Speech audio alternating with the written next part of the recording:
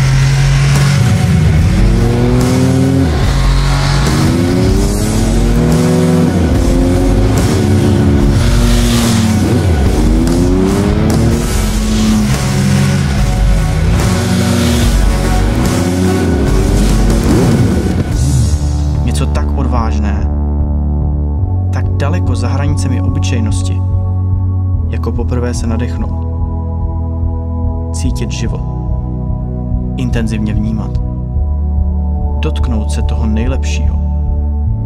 Čas prožitý na této zemi je jen záblesk. Něco vytvořit, něco zanechat.